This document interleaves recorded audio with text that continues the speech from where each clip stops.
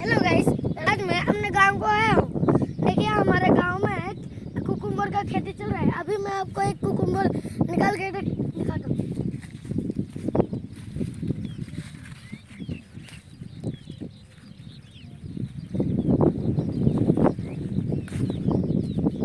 देखिए गाइस, कितने लंबे लंबे मोटे मोटे तगड़े कुकुम्बर हुए और एक खेती हुआ है, पोटल का खेती हुआ है। अभी मैं आपको एक तोल के दिखाता हूँ।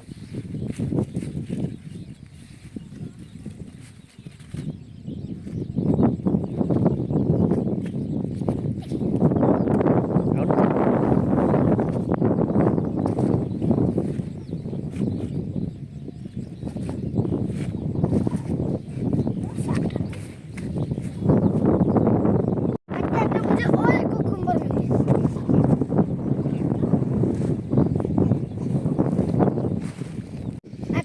मुझे एक गाय दिखाई, इसको मैं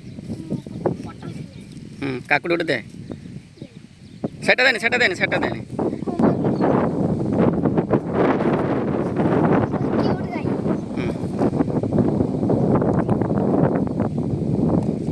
आपण मैंने तो आमर पोटल आ काकुड़ी बाटे देखिले देखो केते गुड़ा भेंडी भी घर को नहीं आसिक बिक्री कर फोटो उठो तू दादर की बिल पे आउट के देने से चासी ले हम फोटो उठाई गला कड़ा बाबू को डाको का बाबू को जाई बाजू फोटो उठो